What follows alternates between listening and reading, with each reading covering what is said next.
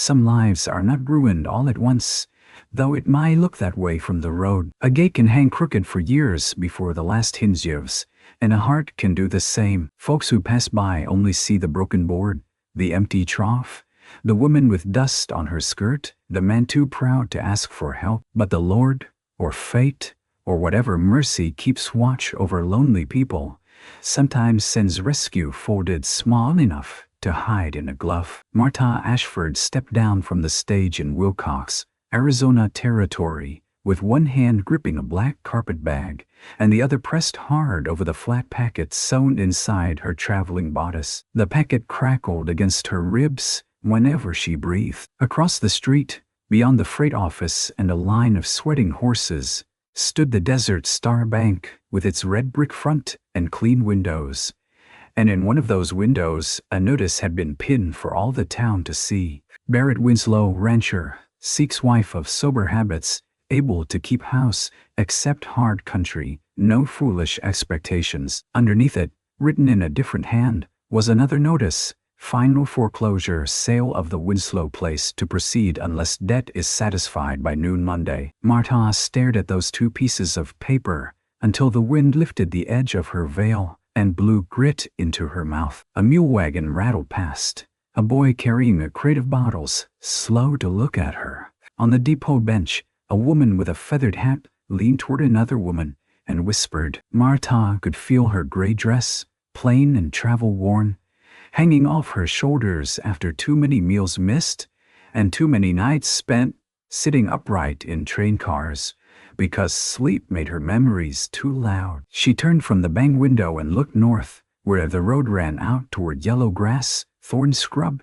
and blue mountains faded by heat. Somewhere out there was the Broken W, a ranch that belonged to Barrett Winslow by labor, by grief, and by debt. And hidden against Martha's heart was the old deed that might save it.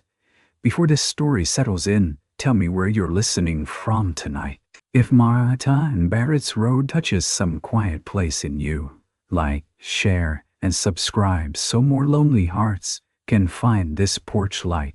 Now come back with me to Wilcox, where dust was rising and pride had a price. The banker's door opened before Martha could decide whether to cross the street. A tall man came out, hat in hand, shoulders squared like he was walking away from a grave. His coat was sun-faded at the seams. His boots were polished only where the stirrups rubbed. He paused on the step while the banker, Mr. Eustace, followed him with a sheet of paper pinched between two fingers. "I'll expect you Monday, Mr. Winslow," Bell called, his voice smooth enough to pass for kindness from a distance. "Coin or title, that is all the law recognizes." The man put on his hat. He did not turn around. "Law recognizes a good deal less than it ought," he said. "Barrett Winslow."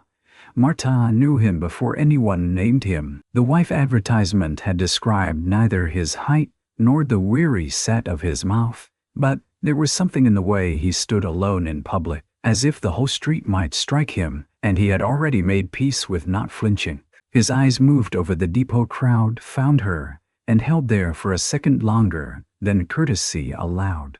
Not admiration, not welcome, calculation, might be, surprise, then embarrassment, because a man who had placed an advertisement for a wife did not expect one to appear on the same day the town learned he was being ruined. Martha lifted her chin. She crossed the street before she could lose courage. "Mr. Winslow," his jaw tightened. "Ma'am, I am Martha Ashford. I wrote from St. Louis." The banker stopped smiling. Barrett's hand curled once around the brim of his hat. "Mrs. Ashford, miss," she said. A flicker of apology crossed his face. "Miss Ashford, your letter said you would wait for my answer. I waited 3 weeks. Then my boarding house closed. That is a poor reason to cross half the country. It was the reason I had." Behind them, the two women on the depot bench had gone still with interest. Mr. Bell tucked the foreclosure paper under his arm and descended one step. "How touching," he said. "But I fear Miss Ashford has arrived at an unfortunate time." Barrett looked at him then, slow and cold. You said your piece, and I'll say it again Monday. Marta's fingers tightened on the carpetbag handle. The packet inside her bodice seemed to grow hot. She could have spoken then. She could have reached into that secret seam, drawn out the folded deed, and made every face on that street turn from pity to astonishment. But her mother's handwriting came back to her like a hand on her wrist. Not before you know what kind of man holds the land. So Marta said nothing. Barrett watched her in silence. I can pay for your room at the hotel tonight and your fare back east. With what? She asked before kindness could cover truth. His eyes sharpened. The words had been too blunt. Her cheeks warmed. I beg your pardon. No, he said. It's a fair question. A horse tied near the hitching rails stamped at flies. From somewhere behind the bank came the sour smell of wet hay and lice soaked out. Marta heard the street watching them. Barrett stepped closer, lowering his voice. The advertisement should never have remained in that window. I asked Bell to remove it. He did not, no. He prefers a little theater. Then, I have been brought on as part of the show. His gaze dropped, not to her figure, but to her gloved hands, to the whitened knuckles and mended cuff. I'm sorry. That quiet sentence unsettled her more than a speech would have.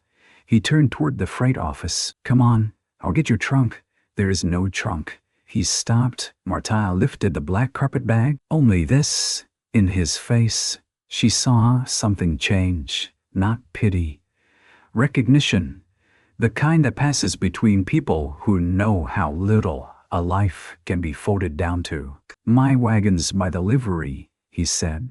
It is 10 miles to the ranch. You might ride out, take supper, and decide in the morning whether you still wish to keep company with a failing man's household.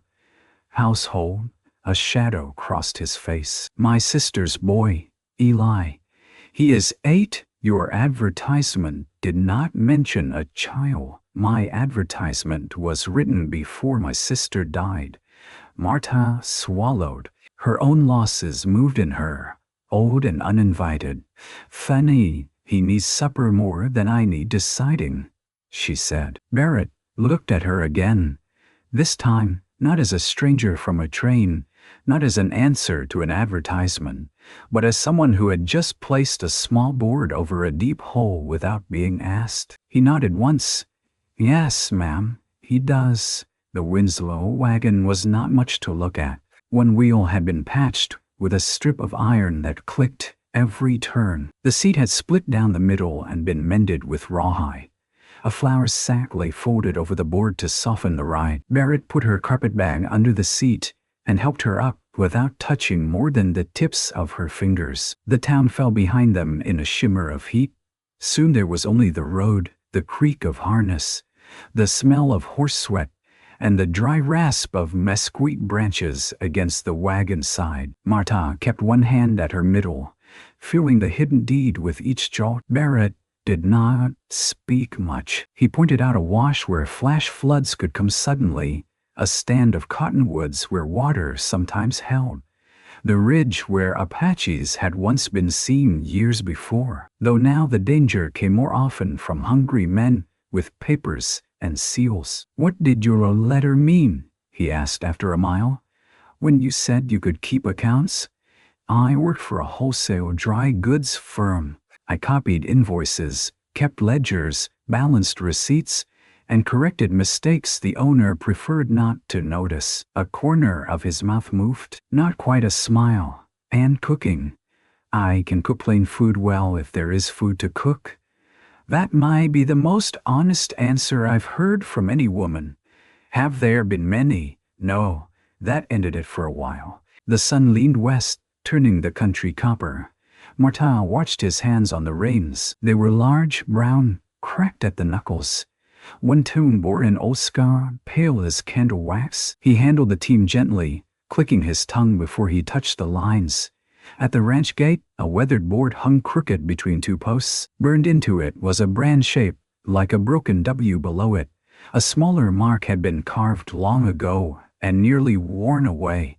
A small star inside a circle. Marta's breath caught. Her mother's deed bore that same star, Barrett climbed down to open the gate. He had to lift it with one shoulder because the bottom dragged in the dirt. Martha watched him strain. The fence on either side sagged or wire had loosened. The water trough was half empty. A hen scratched near a woodpile that had more chips than logs.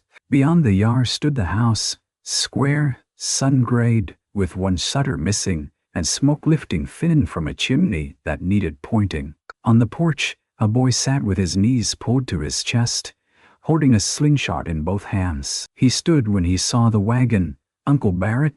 His voice was small, but he tried to make it hard. Barrett tied the team. "Eli, this is Miss Ashford. She has come from far off and is hungry. You'll mind your manners." Eli looked at Martha's carpet bag, then at her face. "Are you the wife?" The question landed in the yard like a drop plate. Barrett's ears reddened. Mar stepped down before Barrett could help her. "Not yet," she said gently. "Today I am a traveler." Eli frowned. "Travelers leave." "Yes," Martha said. "Some do." The boy studied her as if deciding whether that was a warning or a promise. Inside, the house smelled of ash, old coffee, dust, and something burned on to a skillet. A rifle rested over the door. A Bible lay on the mantel beneath a blue glass bottle, with one dry flower in it. Near the stove, a pot of beans had cooked down nearly dry. Martha saw 2 tin plates on the table, one with a crack through the rim, one smaller than the other. A child's shirt hung over a chair, sleeve torn.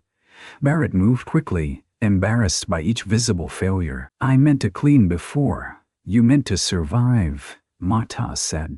He stopped with one hand on the back of the chair. She removed her gloves, folded them, and laid them beside the stove. "Where is the flour?" He blinked. "Flour for supper. There's a little in the barrel, and lard. Some milk, goat's dry eggs," Eli answered before Barrett could. "If Red Hen didn't hide 'em." Martha looked at the boy. "Then we will ask Red Hen politely." By the time the sun touched the low hills, Martha had found 3 eggs behind a loose board in the shed, scraped the burned pot clean, stirred the beans with onion, and made skillet bread from flour that had to be sifted twice to chase out weevils. Barrett split the last good log without being asked and brought water from the pump, though the handle squealed so badly it made Eli cover his ears. The 3 of them ate at the rough table while evening gathered purple in the corners. Eli took one bite of bread and then another too fast. "Slow," Barrett said. The boy obeyed, but his eyes stayed on the remaining pieces. Martha moved the last one to his plate. Eli stared. "You ain't eating it." "I had enough." Barrett looked at her plate. She had not. He said nothing, but later, when Eli had gone to wash at the basin, Barrett set half his own bread beside her cup. She looked at it. "I had enough," he said. It was the first lie they shared kindly. That night Martha slept in the small room off the kitchen that had once been Barrett's sister's room. He gave her a clean sheet, folded stiff from a trunk, and carried his own blanket to the barn. "You cannot sleep in the barn," she said. "I can. This arrangement will satisfy no one's reputation." His mouth tightened. "Neither will you sleeping under my roof without vows." "Then why bring me here?" "Because the hotel in town costs money I don't have, and the road back is not fit for a woman after dark." She held his gaze. "We might set rules. Yes, I will keep the room. You will keep the barn or porch as you choose. Eli will not be told more than is true. We will go to town tomorrow and speak to the pastor before any decision." "That sounds decent." "It sounds necessary." He looked toward the darkening yard. "Miss Ashford, if you wish to leave, I'll find a way to pay your fare. And if I do not, then you ought to know the bank might take this house in 3 days. I saw the notice. I have $34 in coin, 12 in credit at the store. If Mr. Pruitt is feeling Christian, and 40 head of cattle, that might bring something if Bell's men don't undercount them." "What is owed?" $480, plus fees," he adds, like salt. Marta's breath went quiet. The deed pressed against her skin. Why so much? My father borrowed during the drought. I borrowed after my sister's fever, then again for feed. I thought rain would come. It did not. Did you sign a loan? My father's mark is on the first note, mine on the rest. She wanted to ask about the Star and Circle brand. She wanted to ask why her dead mother's deed named a portion of the old Ashford Range that everyone in St. Louis said had been lost before Marta was born. Instead, she looked at the cracked lamp chimney and said, "There is always a ledger." Barrett's brow furrowed, meaning debt has a memory. So does land. For a moment, something like fear moved behind his eyes. Then he nodded toward the room. "Lock the door if it eases you." "There is a lock?" "No," he said, "but the chair holds if wedged right." He showed her how. After he left, Marta sat on the narrow bed and drew the packet from its hidden place. The paper was oilcloth wrapped, tied with faded blue thread. She did not open it. She knew each crease already. A deed dated 1869. A surveyor's map. A letter from her mother, Clara Ashford, written in her final winter. "Marta, my girl, if ever hunger or loneliness drives you west, do not sell this paper to the first man with a need. Find the mark, learn the heart. Land can save a body and ruin a soul, depending who claims it." Marta pressed the packet to her mouth and listened to the barn settle in the dark. In the morning, the ranch looked poorer and more possible. Sunlight showed what lamplight had hidden. The porch steps bowed but had not broken.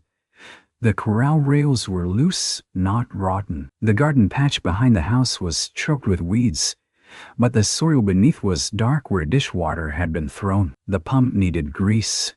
The chicken coop needed wire. The barn roof needed 3 new shingles and prayer. Marta tied an apron over her gray dress and went to work before Barrett came in from feeding horses. He found her at the woodpile, sorting splintered boards from burnable pieces. "You don't have to do that." "I know, Miss Ashford." She looked up. His hat was in his hand. His hair was damp from the pump. Without the hat, he seemed younger and more tired. "I placed that advertisement because Eli needs a woman's care, and this place needs hands. I don't want you mistaking me for a man offering comfort." "I did not." The answer cut too clean. He accepted it with a small nod. "I can offer a name," he said. "A lawful place. Work, food when we have it. Respect, if I know how to give it properly. I cannot offer ease." Marta picked up a piece of wood and set it in the good pile. "I did not come west looking for ease." "Why did you come?" She almost touched the packet through her dress. "Because my mother told me there were places a person could stand without being pushed aside." His expression shifted, but he did not pry. They went to town near noon, with Eli between them on the wagon seat. The boy had combed his hair with water until it lay flat in dark streaks. Marta wore her best collar, though one edge had frayed. Barrett had shaved. A small nick showed at his jaw. At the church, Pastor Gideon Voss received them in a room that smelled of hymnals and beeswax. He was a thin man with kind eyes and a cough he tried to hide in a handkerchief. "You understand," he said, folding his hands. "A hasty marriage draws talk." Barrett looked at Marta. "There is already talk and consent." Marta spoke before Barrett could. "I will not be owned by a notice in a window." Pastor Voss inclined his head. Good. Barrett's shoulders eased by a fraction. "I will consider marriage," she continued, "if there is a written agreement." "A written agreement?" Barrett asked. "Yes. My room remains mine until I choose otherwise. I will keep house and accounts. I will not be touched in anger, commanded like hired help, or lied to about debt. Eli's welfare comes first. If the ranch is lost, I am free to leave with my belongings and wages owed, even if wages are only recorded until they can be paid." The pastor's mouth twitched. Barrett stared at her. Then he said, Add that I will not ask you to share my bed until you ask me to stop sleeping elsewhere. Pastor Voss coughed into his handkerchief very hard. Martha felt heat rise in her face, but she nodded. Add it. The agreement was written. The vows came after, plain and trembling in the little church, with Eli watching from the front pew, and a fly ticking against the window. Barrett's voice did not turn soft. Martha's did not break. When Pastor Voss said man and wife, Barrett took her hand as if it were a glass he feared crushing. Outside, Mrs. Larkin from the Mercantile stood with two other women, pretending to inspect the church roses. So that is the advertisement bride, one whispered too loudly. Eli stiffened.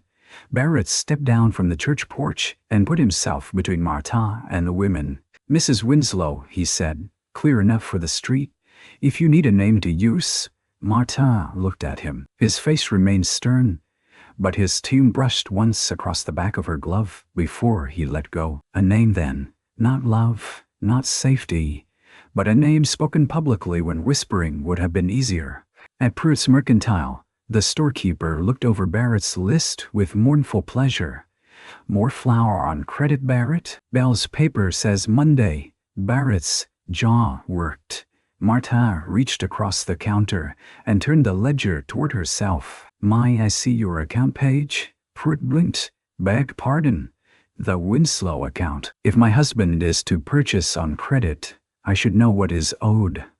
My wife never meddles in my books. Perhaps that is why she pays cash. Eli made a sound that might have been a swallowed laugh. Barrett looked down at his boots. Prairie, red-faced, turned the ledger. Martha read each line. Nails, coffee, salt, calico, kerosene, feed. A charge for sugar twice in the same week when Barrett had told her sugar was gone by spring. This entry is duplicated, she said. Prairie leaned in. That from March, and this from March also. Same amount, same handwriting, different ink. He snatched the book back. An error. Then correct it. The women near the ribbon shelf grew silent. Mr. Prairie corrected the page, muttering. The credit shrank by $2.16. Not much, but money mattered differently when ruin stood 3 days away. Barrett carried the flour to the wagon without speaking. Only when they were on the road did he say, You have a sharp eye. I have had to. I never noticed that charge.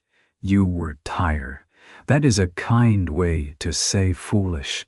It is a true way. The house changed by inches. Martha rose before dawn and coaxed the stove alive from banked coals.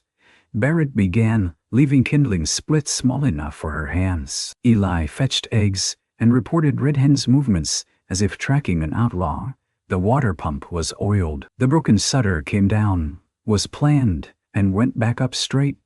Laundry snapped on a line between two mesquites, white shirts flashing clean against the dust. Martha kept accounts at night by lamplight. She found mistakes in feed tallies, overcharges from town. A tax notice Barrett had shoved behind the flour barrel because he could not bear one more paper. She smoothed each document with her palm, ordered them by date, and wrote numbers in a careful hand. Barrett watched sometimes from the doorway, never crossing into her small room. You write like a schoolteacher, he said one night. My father said a plain hand was a woman's best armor if she had no brothers. You had no brothers. No, your father living, gone, mother. Martha's pen paused. Gone longer. His shadow moved against the wall. I'm sorry. She dipped the pen again. People keep saying that after the ground has already closed. He was quiet. Then he said, yes. She looked up, but he had turned away. The object from Barrett's past lay in the barn beneath a canvas tarp. Martha found it on the 4th day while searching for a missing harness buckle. It was a child's cradle, hand-carved, one rocker split. Dust had softened every edge. A blue ribbon, faded nearly white, was tied around the headboard. She touched it lightly. Behind her, Barrett said, That was my sister's. Martha turned. I'm sorry. I did not mean to pry, I know. He came no closer. Eli slept in it for a little while. Then my sister took sick. After she passed, I put it out here. And his father left before the fever, or died, or changed his name. There were rumors enough to choose from. His voice made a fence around the subject. Martha looked at the cradle again. Eli remembers her. Her singing mostly. What was her name? Naomi. He said it as if the name still had weight in his mouth. That evening, Marhan mended Eli's torn shirt with thread pulled from the hem of an old petticoat. The boy watched from across the table, chin on his arms. Ma used blue thread, he said. I have white. That's all right. She tied off the stitch. Did she sing? His eyes flicked to Barrett, who sat by the stove scraping mud from a boot. Sometimes. What songs? Eli shrugged, too old for wanting and too young to hide it well. One about a river. Barrett's scraping stopped. Martha did not ask him to sing. Instead, she hummed low while she folded the shirt. It was not the song Naomi had known. It was one Clara Ashford had hummed in a cold room in St. Louis when the fire burned low and creditors knocked downstairs. The sound settled in the kitchen. Eli's eyelids grew heavy. Barrett kept his face turned away. On Saturday, a rider came before noon. He wore a black coat too fine for ranch dust and a yellow rose pinned at his lapel. Barrett saw him from the corral and went still. Miles Armitage, he said. Martha was hanging sheets. Who is he? A lawyer when law pays? A thief when it pays better. Miles dismounted with a smile that treated the yard as already his. Barrett, I feared you might be avoiding town. I have work. I see. His gaze moved to Martha, slow and polished. And a wife, Belle told me. But I thought he was embellishing for sport. Barrett's hand tightened on the rail. Martha took a wooden clothespin from her mouth. Martha Winslow, charm, Miles Armitage. I assist Mr. Bell with certain property matters. Foreclosures, Barrett said. Transitions, Miles corrected. There is no shame in accepting what cannot be prevented. There is shame in profiting from it. Miles smiled wider. Shame does not pay filing fees. He drew a folded paper from his pocket and held it out. Barrett did not take it, so Miles tucked it into the porch door frame. Monday at noon. Bell wants no misunderstanding. The bank will accept cash. Otherwise the house, water rights, and grazing claims transfer. Martha's pulse quickened. Water rights? Miles looked pleased she had spoken. Yes, Mom. The spring in the North Draw is attached to the Winslow holding. Barrett frowned. There's no spring worth naming in that draw. It's been dry since '79. Then it won't be missed. Martha heard the lie not in his words, but in how lightly he placed them. A spring, a hidden deed, a star in a circle. Miles tipped his hat. Mrs. Winslow, when the inconvenience is over, if you require assistance returning east, I have contacts. She won't require anything from you, Barrett said. Miles' eyes glittered. That would depend on who owns the road after he left. The yard seemed to hold its breath. Barrett snatched the notice from the doorframe and crumpled it. Do not, Martha said. He stopped. We keep papers. For what? Proof they took what they said I'd take. For proof of what they say before they take it. He looked toward the road Miles had ridden. You think there is more? I think men like that do not value dry land. Barrett's expression hardened. I rode that North Draw myself. Nothing but rock and catclaw. When? Last summer. After rain. There was no rain. Then we go after rain.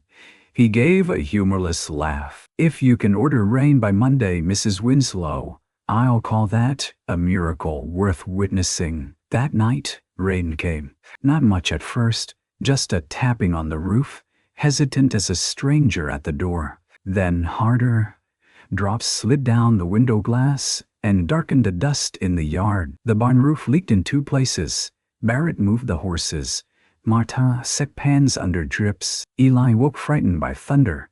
though he claimed he had only come to check whether the stove was safe. By lantern light, the three of them worked. A wet hen flapped into the kitchen and sent Eli into startled laughter. Martha caught it in a shawl. Barrett stood in the doorway, rain shining on his hat brim, and for the first time she saw him smile fully. It changed his face so much she looked away.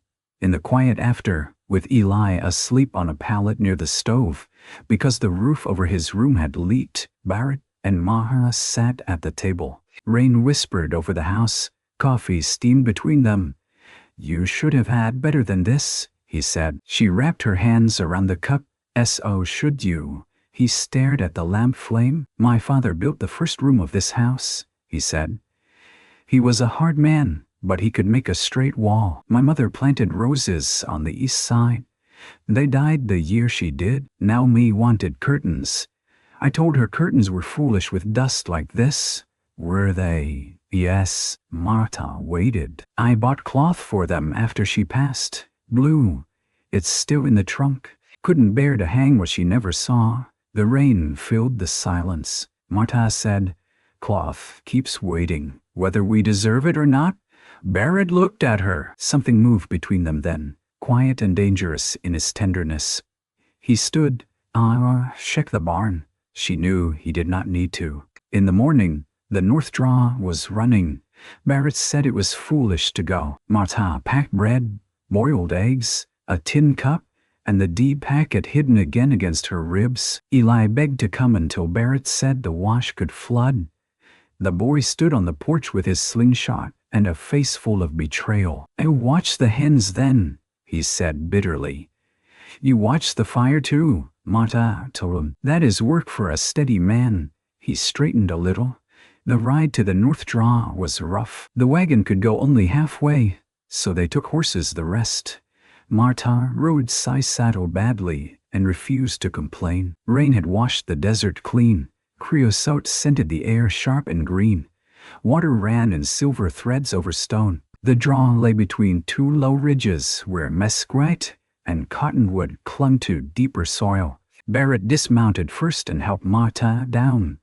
This time his hands closed around her waist for the briefest necessary moment. The contact startled them both. "There," he said, pointing. "Run off. Nothing more." Martha walked along the bank, lifting her skirt from mud. She was not looking for water alone.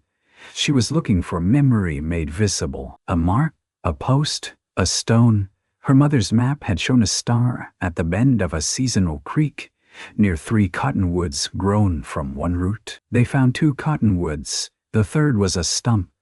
Martha knelt beside it and scraped mud away with her gloved fingers. Beneath the moss and dirt, cut into the old wood, was the star. Inside a circle, her heart hammered. Barrett crouched near her. "What is it? I have seen this mark." "Where?" She reached for the hidden packet, then stopped. "Not yet," her fear said. "Not until you understand whether truth will free you or bind you to another man's desperation." But delay had become its own lie. "My mother's papers," she said. Barrett's eyes narrowed, not in anger yet, but caution. "What papers?" Before she could answer, hoofs sounded above the draw. Miles Armitage sat on the ridge with 2 riders behind him. "Well," Miles called, "the spring does exist after all." Barrett stood slowly. "You followed us." "I inspected bank interest." Martha rose, mud on her gloves. Miles' gaze fixed on the stump, then on her face. His smile thinned. "That mark is old." Martha said nothing. Barrett stepped between them. "Ride on, gladly. I've seen what I needed." The riders turned. Barrett watched until they vanished. Only then did he face Martha. "You said your mother had papers." "Yes." "What kind?" She drew the packet out. The blue thread had loosened from being handled in secret. Her fingers trembled as she untied it. Barrett did not reach for the documents. He waited. "That advertisement was not the only reason I came," she said. "My mother left me a deed. She said to find the mark and learn the heart of the man on the land before I spoke of it. His face closed like a door against pain. "So you came testing me. I came with no money, no family, and a paper I did not know whether to trust. You married me with this hidden." Yes, the word stood between them, plain and unforgivable. He looked at the deed then, but still did not take it. What does it claim? 40 acres along the North Draw, water and passage rights attached. Purchased by Clara Ashford from Samuel Winslow in 1869. My father, Ice. His jaw tightened. My father never told me. My mother said the deed was recorded in Tucson, but a copy went missing after a courthouse fire. There was no fire in Wilcox, Tucson, she said quietly. Before records shifted, he laughed once without humor. And it might be I knew that I was holding stolen land. I did not know what to think. No doubt you knew enough to hide it. Martha flinched. Barrett. He stepped back from the sound of his name. Well, return. Eli is alone. The ride home was colder than rain. At the ranch, Eli ran to meet them, stopped when he saw their faces, and said nothing. Barrett took the horses. Martha went inside and set the packet on the table, as if it were a hot coal. She could hear Barrett moving in the barn, long after the animals were settled. At supper, he did not come in. Eli picked at beans. Did I do something? No, Martha said. Did you? The question was a child's arrow, straight because it had no feathers. Martha folded her hands in her lap. Yes, Eli's mouth trembled, then hardened like his uncle's. Are you leaving? I don't know. He shoved back from the table and ran to the porch. Martha sat alone with 3 cooling plates. Near midnight, she packed her carpet bag, not all the way, just enough to prove she could. She folded the gray dress she had arrived in, her spare stockings, her mother's Bible, the packet. Then she sat on the bed in the small room and listened to Barrett's boots cross the porch. He knocked once. You awake? Yes, I'm coming no closer. She opened the door. He stood in the kitchen, hat in hand, though he was indoors, his face drawn in lamplight. I said something too cruelly, he said. Martha gripped the doorframe. I did something wrong fearfully. He looked at the carpet bag on the bed behind her. You mean to leave? I meant to make myself able. His eyes lowered. When he spoke, his voice was rough. Dawn go before morning. She hated the ache that rose in her. Because of the deed? No, he swallowed. Because Eli will think every woman who hums in this kitchen turns to smoke by daylight. That did what pleading could not. Martha looked away. Barrett set a folded cloth on the table. Blue cotton, faded but clean. Now, Miss Curtain Cloth, he said. I thought maybe you'd know what to do with it. The line said less than it meant. It said stay if you can. It said I do not know how to ask. It said this house has already made room for you, and I am frightened of that. Martha walked to the table and touched the cloth. I can hem curtains, she said. He nodded once, as if receiving mercy. The next day was Sunday. They did not go to church. Instead, Barrett hitched the wagon and took Martha to town alone. Eli stayed with Mrs. Ortega, a widow who lived 2 miles south and had a kindness for children and lame chickens. The Tucson record copy was impossible to fetch before Monday, but Wilcox had a territorial clerk, Mr. Nathaniel Greer, who kept filings, maps, claims, and gossip in drawers labeled with beautiful uselessness. He frowned when Martha laid the deed before him. Ashford, he murmured. I've heard that name. Miles Armitage appeared behind them, as if conjured by greed. So have I, he said. Barrett turned. You spend much of your time where you're not wanted. Miles bowed. Public office. Mr. Greer adjusted his spectacles and began searching through a cabinet. Dust rose. Papers whispered. Martha's hands were cold inside her gloves. At last, the clerk drew out a survey map, brittle at the folds. Here, he said. Old Ashford parcel, star circle mark, North Draw. Miles leaned in. Invalid, no continuous occupation. Water rights don't vanish because a widow goes hungry in another state, Martha said. His smile vanished. Mr. Greer read further. Transfer from Samuel Winslow to Clara Ashford. Witnessed by Hiram Pike and Lottie Pike. Recorded Tucson. Copied to County Book in 72. Barrett's face went pale beneath the sunburn. Can I stop foreclosure? Martha asked. Mr. Greer hesitated. It might not stop sale of the Winslow House parcel, but if the bank notice includes water and passage rights not belonging to Mr. Winslow, then the sale description is faulty, meaning, Barrett said, meaning Mr. Bell cannot sell what Mr. Winslow does not own. Miles' voice sharpened. The bank can amend after proper notice, Greer said. Not by Monday. Martha breathed for the first time in what felt like years. Miles looked at her. The charm had gone out of him. A wife's property is a husband's concern. Barrett stepped forward. Her property is her own concern, but territory law.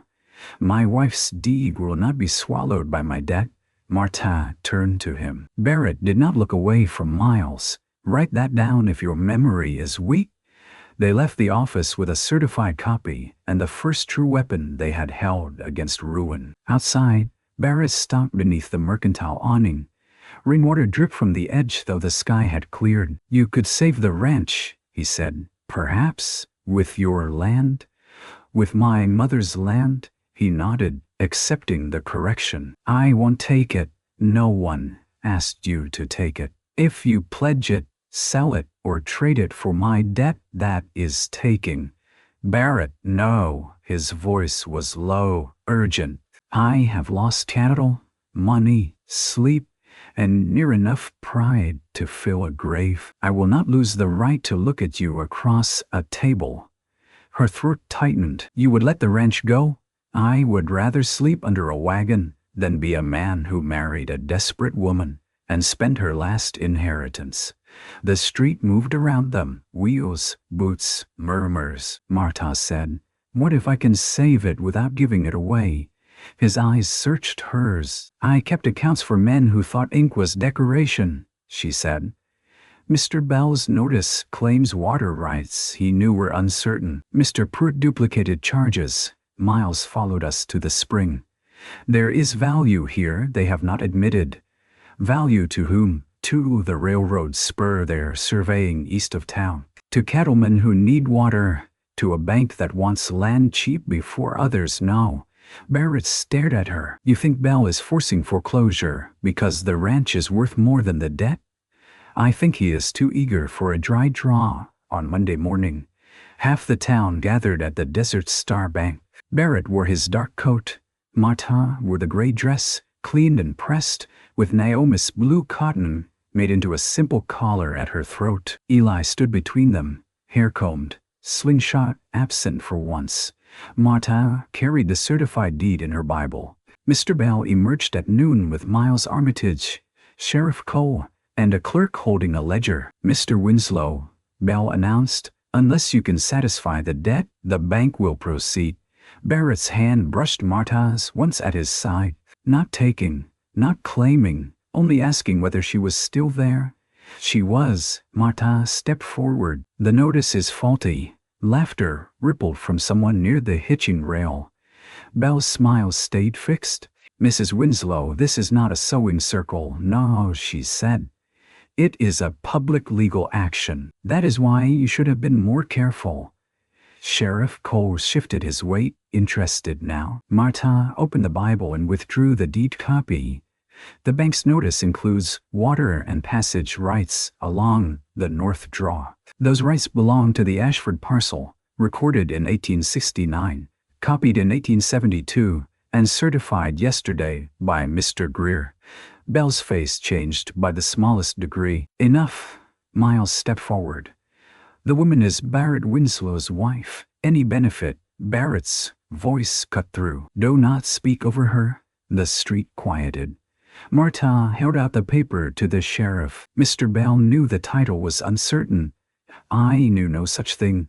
Belle snapped. Martha removed a second paper. Then why did your assistant ride to the Marks Spring after following us Sunday? And why did your private survey, filed last month with the Railroad Land Office, mark that same draw as active water? Miles went white. Belle looked at him. You filed what? The crowd stirred. Martha's heart beat so hard she could hear it, but her voice held. I copied ledgers for 8 years. Men who cheat usually write it down somewhere because they trust paper more than people. Sheriff Cole took the documents. Where did you get mention of this survey? Mara glanced at Barrett. From the freight office. Mr. Armitage sent a sealed packet by stage and underpaid the fee. The clerk complained in front of me. I asked a question. Eli looked up at her as if she had performed magic. Prude, the storekeeper muttered. That don't prove the debt, Aunt Odine. No, Martha said. But it proves the sale cannot proceed under this notice. And it proves the bank has reason to negotiate instead of steal. Belle's cheeks darkened. Barrett stepped beside her. I owe what I owe. I owe pay it. How? Belle demanded. Martha looked at the banker then, and at the town. This was the sacrifice, not of land only, but of secrecy. Her mother's last protection laid bare before people who had whispered over her arrival. I will lease Ashford water rights for 1 season, she said. Not sell, lease, open bid, recorded publicly. The money will pay the arrears and purchase feed. Mr. Winslow's cattle will water there under contract like any others. The Ashford parcel remains mine. Barrett turned toward her, stunned. Martha. She did not look away from Belle. If she did, she might lose courage. Several outfits need water, she continued. The railroad survey crew does too. I imagine they will pay fairer than a bank hoping to acquire it by trick. For a moment, no one spoke. Then old Hiram Pike, who had been sitting on a crate outside the barber shop, pushed himself up on a cane. I witnessed that Ashford deed. Every head turned. He spat tobacco into the dust. Samuel Winslow sold that piece fair. Clara Ashford paid with gold and a milk cow. Pretty cow, mean as sin. A laugh broke the tension, small but real. Mr. Bell looked as if he had swallowed vinegar. Sheriff Cole folded the papers. Sale is postponed, pending corrected notice and title review. Postponed is not cancel, Bell said. No, Martha said, but theft delayed is sometimes theft exposed. Barrett made a sound under his breath, half disbelief, half prayer. By sundown, the town had split into camps. Some called Martha clever, some called her scheming. Mrs. Larkin said she had always known the advertisement.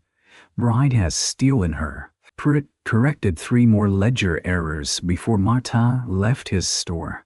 The lease bids came faster than expected. A cattle outfit from Benson offered $100 for seasonal access. The railroad surveyor offered $150 for limited crew use and a road easement that Martha refused, until he added repair of the north fence and 2 loads of lumber. Barrett negotiated the cattle terms with a face like carved oak.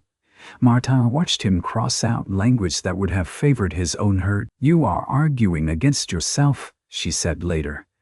I am arguing for your deed.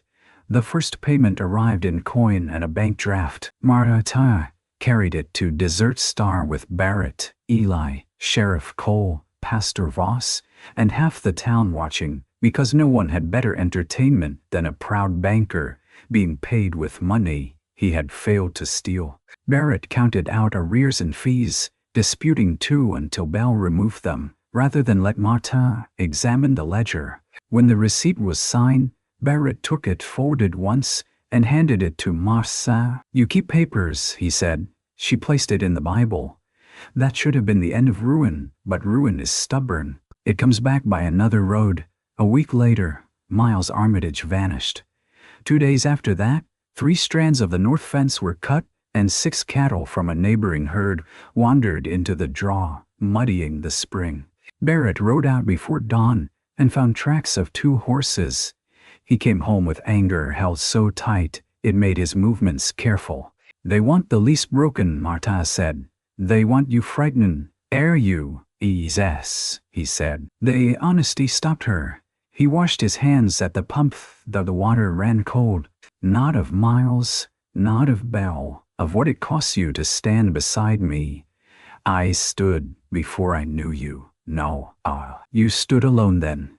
Now they aim at you because of my name. Martha took the towel from the line and handed it to him. Your name defended mine when it was easier not to. He looked at her hand on the towel. Slowly, he took it. His fingers brushed hers, warm despite the cold water. That evening, they moved Eli's bed away from the leaky wall and into the room near the kitchen. Barrett repaired the latch on Martha's door without comment. Martha hung Naomi's blue curtains in the kitchen windows. The cloth changed the whole house. Dust still came in. Boards still creaked, but morning light passed through blue cotton and softened the table where they ate. Eli touched one curtain hem. Ma would vive like them. Barrett stood very still. Martha said, Fen, we had better keep them straight. Eli nodded solemnly, entrusted with beauty. The ranch began to mend in ways the town could see from the road. Fence posts stood upright. The corral gate swung without dragging. A new woodpile grew beside the house, split and stacked.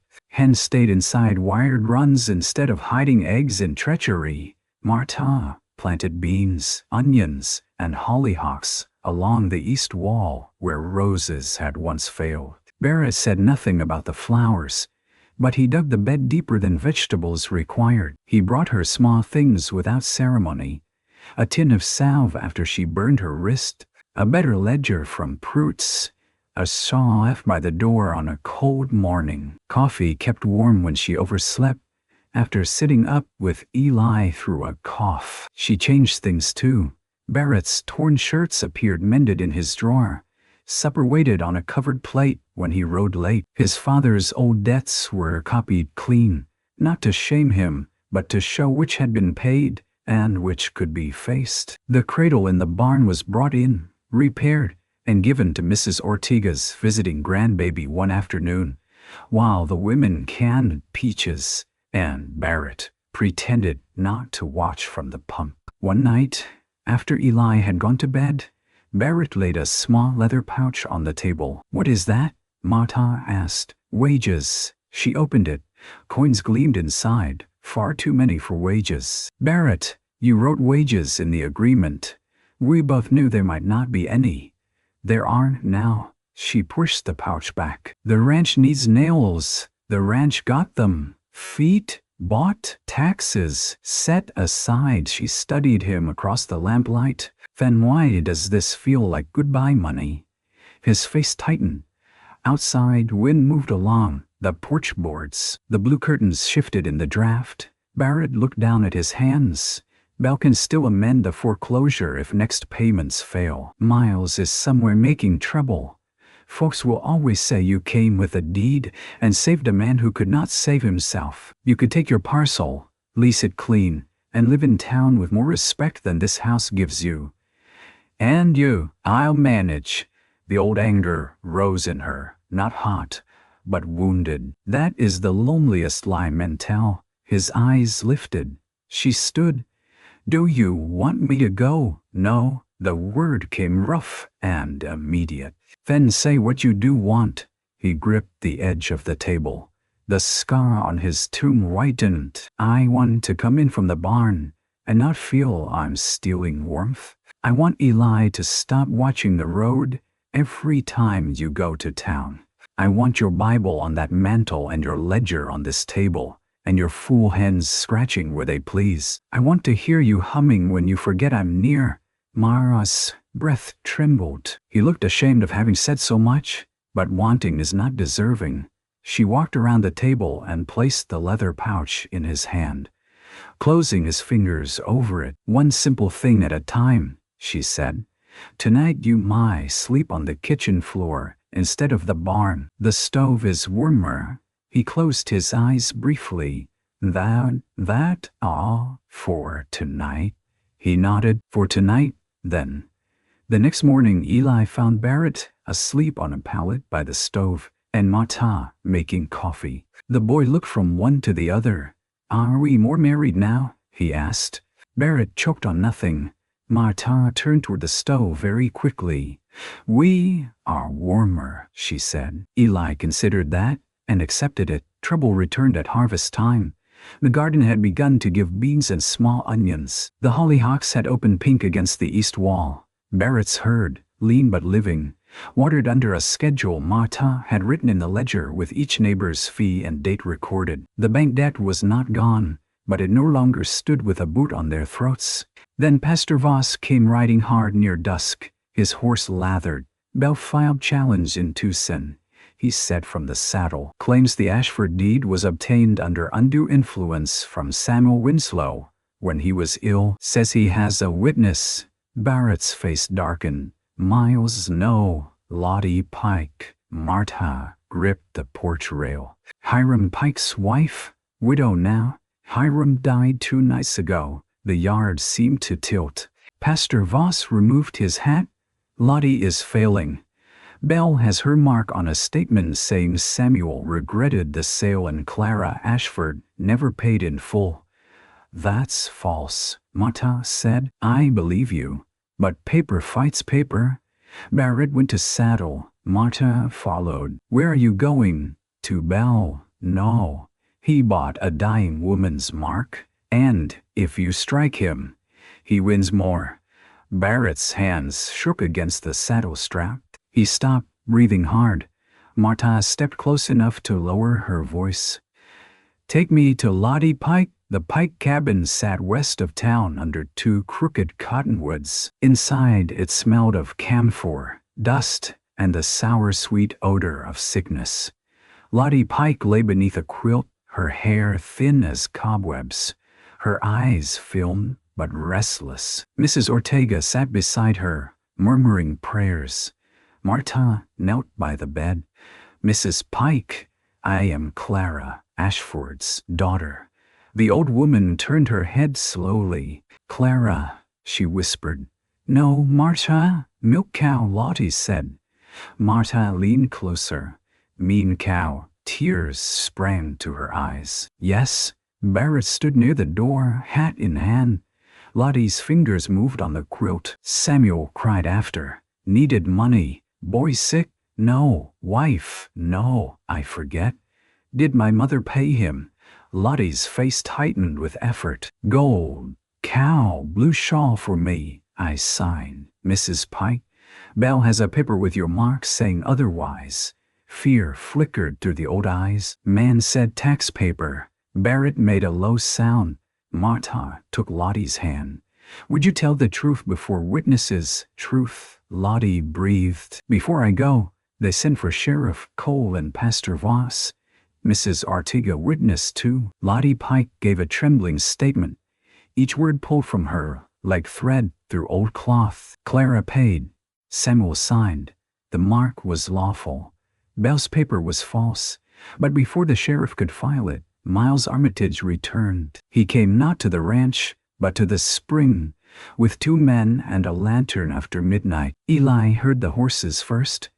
The boy had been restless from the day's fear and saw the distant glow from his window. Instead of waking Barrett, he took his slingshot and crept out, loyal and foolish as only a frightened child can be.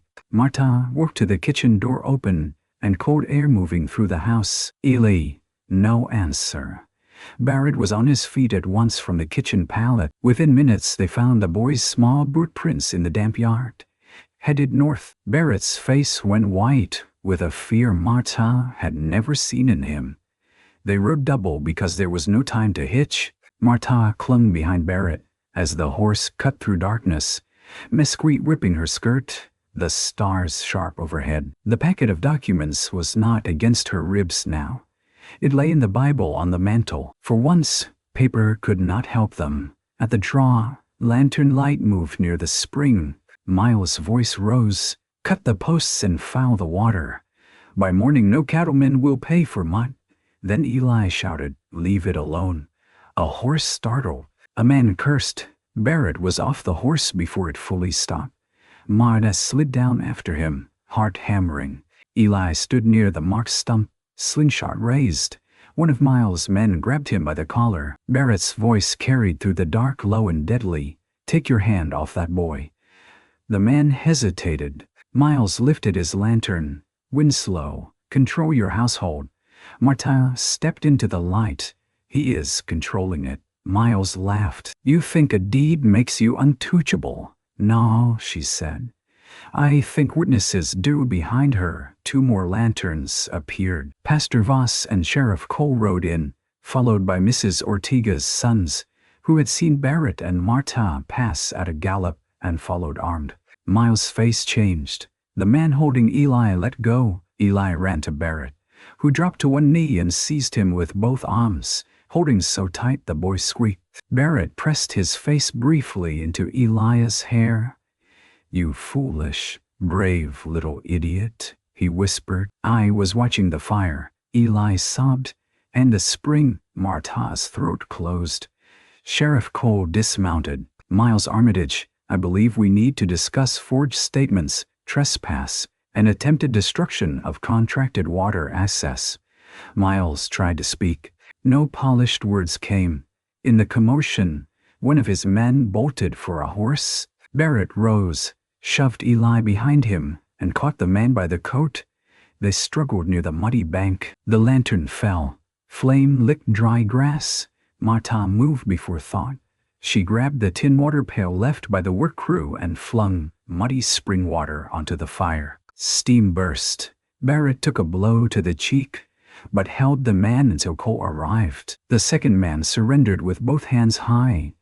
By dawn, Miles and his men were tied and headed for town. Eli rode before Barrett, wrapped in Marta's shawl. No one scolded him until they reached home. Then Marta sat him at the table, washed the scrape on his elbow, and cried without making a sound. That frightened him more than anger. "I'm sorry," he whispered. She tied the bandage. "Never make us love you in terror again." His eyes filled. "Us?" Barrett stood behind the chair, one hand on the boy's shoulder.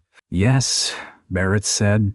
"Us." The public reckoning came 2 days later. Sheriff Cole filed Lottie Pike's true statement. Miles' forged paper was exposed. Mr. Bell denied knowledge until the railroad surveyor produced correspondence showing Bell had known about the spring for months. The bank board removed him quietly, which was not as satisfying as a hanging but lasted longer. At Pastor Voss's urging, the town gathered outside the church after Sunday service. The new bank officer, a nervous man named Mr. Peabody, read a statement voiding the foreclosure action and restructuring Barrett's debt under fair terms. He also apologized to Marta Ashford Winslow for improper claim against her property. His voice squeaked on the apology. Marta stood beside Barrett in a clean brown dress made over from one Mrs. Orca had given her. Eli leaned against her hip without realizing it. The whole town watched. Mrs. Larkin dabbed her eyes. Pruitt looked at his shoes. Sheriff Cole seemed pleased with the discomfort of guilty men. When Mr. Peabody finished, Barrett stepped forward. I owe debts," he said. "I'll pay them, but I'll say this before town and God. My wife did not save the broken W by trickery, or by taking what was mine. She saved it by protecting what was hers, by reading what men hoped she wouldn't, and by standing where I was too proud and tired to stand wisely." Marta's eyes burned. He turned to her then, in front of everyone. "The deed is yours," he said. "The name is yours if you still want it. The house is yours because you made it breathe again. And my life." He stopped. The town leaned in as one body.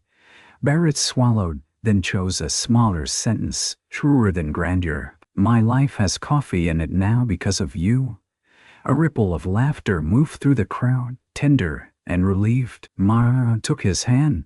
This time she did not wear gloves. "I will keep the name," she said. His fingers closed around hers. The ranch did not become rich. That would make a poor story out of an honest one. Riches are too easy for endings, and the broken W had never trusted easy things. But it became sound. By winter, the fence along the north draw stood straight with railroad lumber. The spring was boxed in stone to keep cattle from trampling it. The barn roof held against rain. The corral gate swung smooth. The hens laid in proper boxes because Martha had outwitted Red Hen with a false nest and patience. The garden slept under straw, but jars of beans and peaches lined the pantry shelf like little lamps of summer. Barrett moved from the kitchen floor to the room Martha had once locked with a chair, but not in haste, and not because a vow demanded it. One cold night, after Eli had gone to bed and the stove burned low, Martha took Barrett's blanket from the peg by the door and laid it across the foot of her bed. He looked at it, then at her. "Are you sure?" "No," he said softly, "but I am willing." He crossed the room as if crossing a frozen creek, careful of every step. Darno. He did not touch her until she took his hand. Love for them was not a sudden blaze. It was coffee kept warm. It was a receipt saved. It was a boy sleeping through wind because the roof no longer leaked above him. It was a man learning to ask before silence turned him mean. It was a woman unfolding an old deed and finding not just land, but a place where her mother's courage could finally rest. In spring, Barrett planted roses on the east side of the house.